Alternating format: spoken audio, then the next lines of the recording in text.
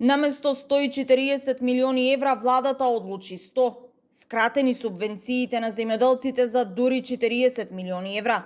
Информацијата предизвика револтно и шок кај земјоделците и бран на жестоки реакции. Од Националната земјоделска мрежа реагираат дека ова кратење доаѓа во најлош можен момент, кога трошоците за производство растат, а домашниот аграр едва преживува.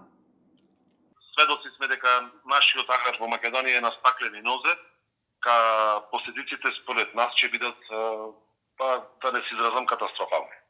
Према производствените трошоци што ги има земјоделецот, кои што се веќе 2-3 пати поголеми од изминатите години, ќе биде разликата многу страшна. И наше мислење дека ќе има големо намалување и на земјоделци, ќе се појават и така преголем социјален јаз, посебно кај социјалните групи што се занимаваат со земјоделие. Оценувајќи дека ова може да донесе нов бран поскапување и дополнителен удар врз животниот стандард на граѓаните, земјоделците не ја исклучуваат ниту можноста за блокади и штрајкови, предупредувајќи дека со вакви политики се загрозува опстанокот на илјадници семејства кои живеат од обработка на земјата и производство на храна.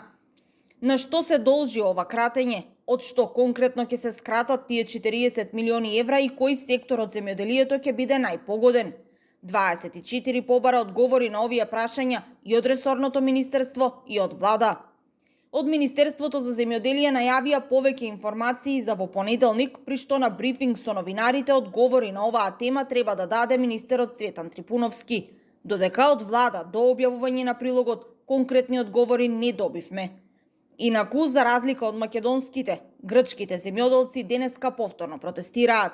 Главниот собир е на плоштадот во Атина, каде десетици трактори ќе бидат паркирани пред парламентот, а организаторите најавуваат дека ќе останат таму во текот на целата ноќ.